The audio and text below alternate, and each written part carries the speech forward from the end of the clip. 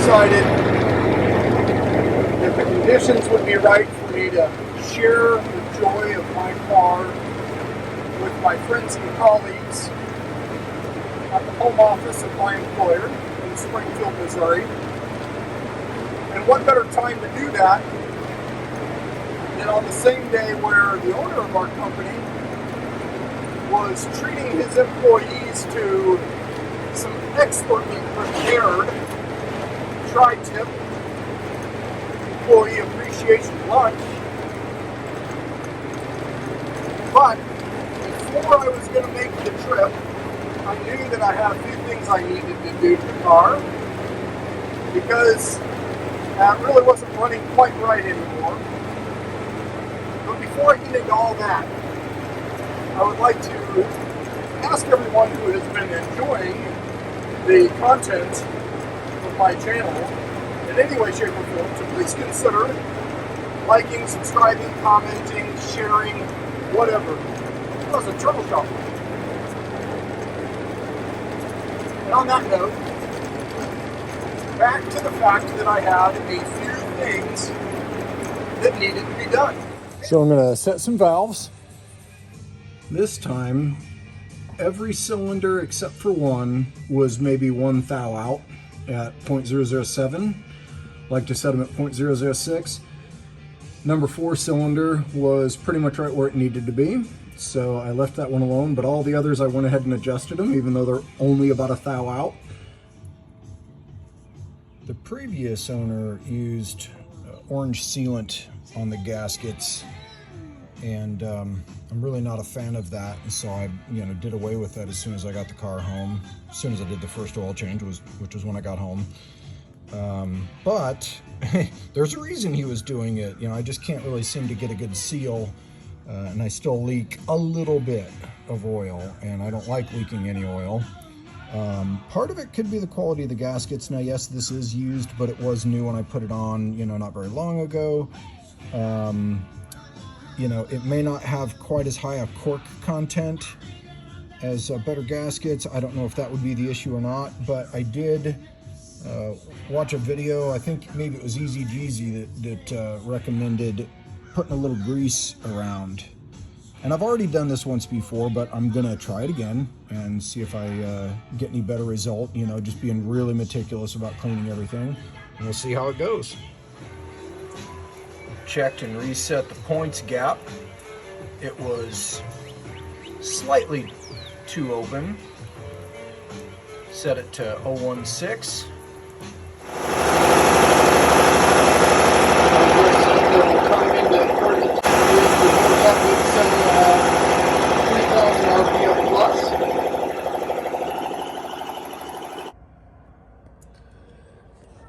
So, if you look in the documentation, you'll notice that for the 34 PDSIT carbs, the right side carburetor choke should have RE on it. You can kind of see that here. It's poor angle. Trust me, it's RE.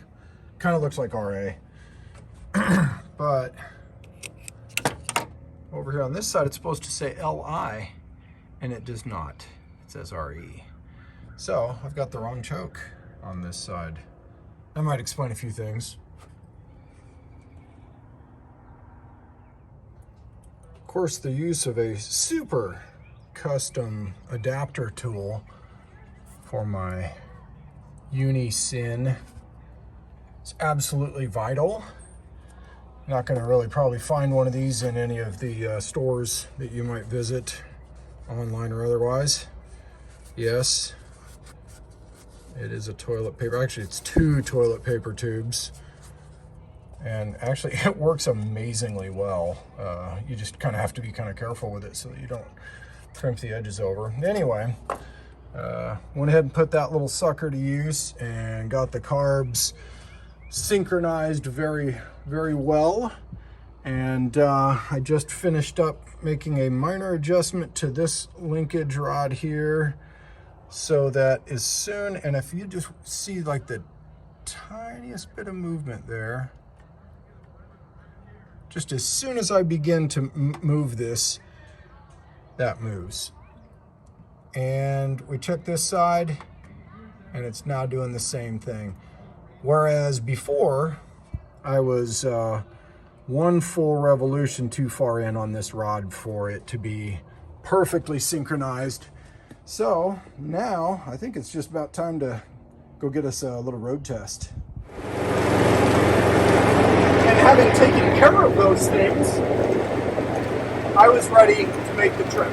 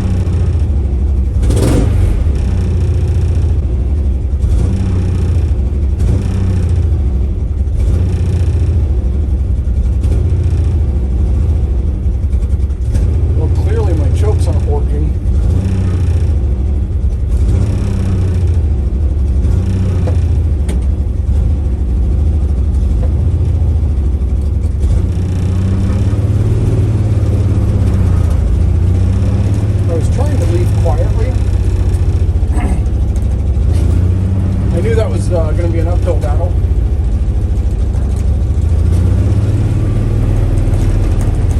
And of course I've got these return springs on the carburetors that are like way too strong.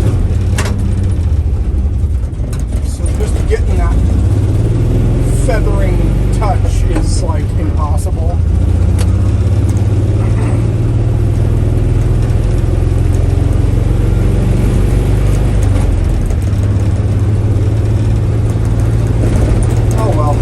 I could have done worse.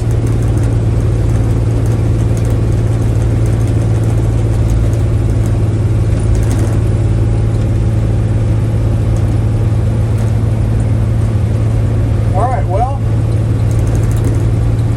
today I begin the first extended trip that I've taken in this car since I got it home from Oregon last September. I feel like I'm hearing more noise than usual. That's the tough thing about this, you know, like, am I just hearing things that I don't normally hear? Maybe I've got something extra in the car, or is something actually wrong? I don't think anything is wrong. Anyway, I am excited about this trip.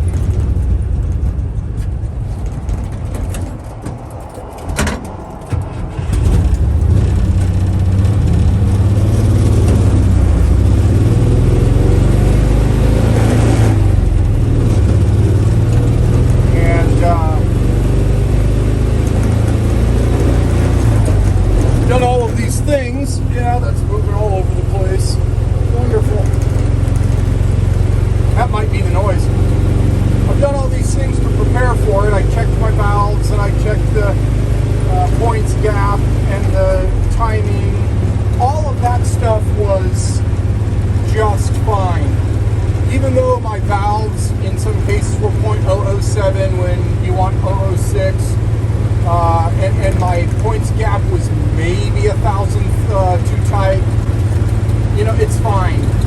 But I put them where they should be, and then I adjusted my carburetors, and that is where the really big ticket item was, because these carbs, they need to be rebuilt. My memory is that the previous owner told me that they had already been rebuilt. I might be remembering that wrong, or maybe that wasn't entirely accurate, or very good job wasn't done. I don't know. They need to be rebuilt for sure. And so after going through the process of synchronizing them and setting them just right, the motor runs so great again. It's got lots of power, you know, for a 1600 cc single port motor anyway. So I anticipate everything will go very well. I'm really excited about it. I've got a handful of people up there who, you know, aren't just being nice. Oh, that's great that you're into your car, David. You know, whatever. They actually seem interested. You know, like one guy actually even hit me up one day. He says, "Oh yeah, didn't you just have to rebuild something the other day?" You know, and he was talking about my starter motor video. Which, as it turns out, was, you know, chronologically very out of place because it was like the first thing I did or second thing or something. But yeah, I'm excited to, you know, have some people see it and get some honest reactions from their faces, even if not from their words.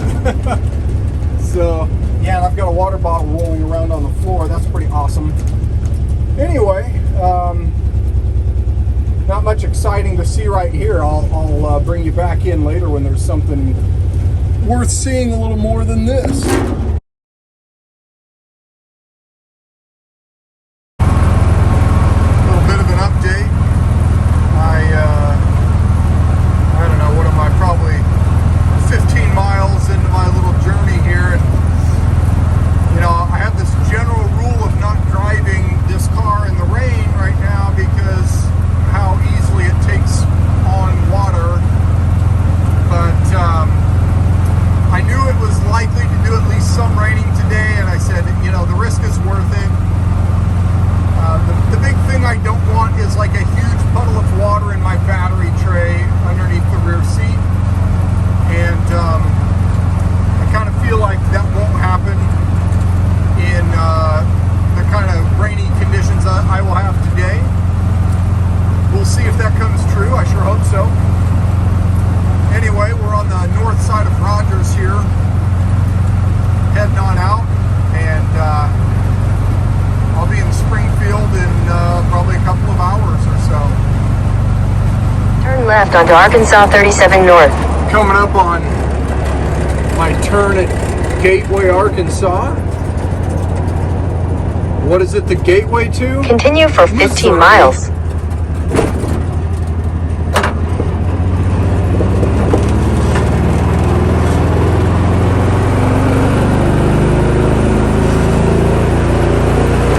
Try not to blink, you might miss it. Getting through Gateway, we'll come up on Seligman. There's a police officer going the other way. He might not have wanted to appreciate that I was holding the phone up taking a video while I drive. They probably wonder about the car in the freaking first place. Anyway, we'll get through Seligman and Cassville and some of these other wonderful places. And for now, Promised Land Safari Park. For now, we're in Gateway for another second or so. Oh, there's the Missouri sign. Missouri. This video clip right here is specifically for Alex Graff, who is unfortunately at home right now with a sore throat. Sorry to hear that. Glad it's not any worse than that. Coming up on Republic, Missouri, home of the Steam-O-Rama, which we enjoy each year. Hope you get to feeling better, buddy. And the drive up to Springfield was lovely and uneventful.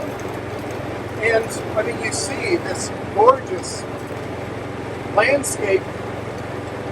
I did decide to take one of the more scenic routes that I could have taken, both directions.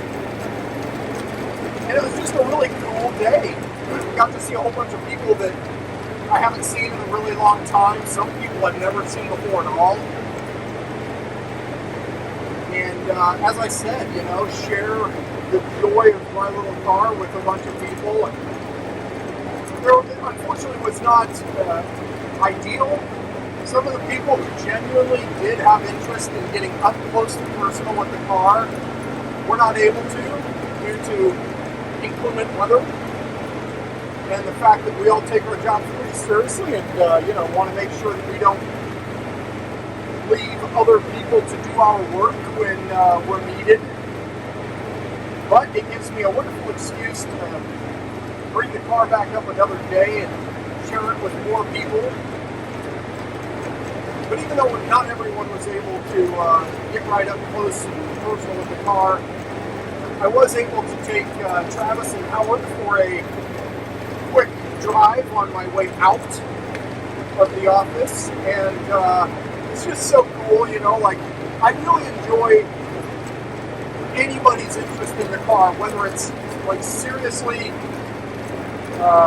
specific the way theirs was, they're interested in what I'm going to do next, and talking on a mechanical level about the car. But I also enjoy people who are like, I really don't know that much about cars, but I like them, or I like yours, or whatever. And I think I got a little bit of everything in between. Usually when I stop somewhere, if I get out of the car and there are any dudes around, somebody is going to make a comment or ask about the car, be interested. The other day I actually stopped at the liquor store for a friend, of course, and I went inside and the guy was like, Notchback! Like, you've got to be kidding me, nobody knows Notchback. Very occasionally people know Type 3. And interestingly, I've had several people ask if it's a carbon Ghia, and I'm like, no, but how freaking cool is it that you know what a carbon Ghia is, and you wonder, I've had some people say, that's not a carbon Ghia, is it? No, it's not, but I see where you wonder. If you're only really familiar with bugs and buses, it would make sense, I know they made a couple other cars, yes they did. And so that's really cool. And even on my way out of town, I stopped to get fuel. And as I'm pulling around to the pump, I see, some average lady getting into some normal car. And you can see it on their face, that they're like, that is a neat car, And that's always really cool to see. Especially because, again, usually it's dudes that are making a comment or asking me about the car. So, to see women who are interested in the car is just next level stuff in my mind. And again, I just love sharing the car in any way I can. Anyway, that's about it. I had a really great time visiting people and getting up to headquarters, as it were. And I look forward to enjoying the car again and again. I'm going to keep sharing all the silly little things that I do to it, maybe some of the less silly things even. And I'm glad that you'll be there to share those moments with me, all 70 or so of you.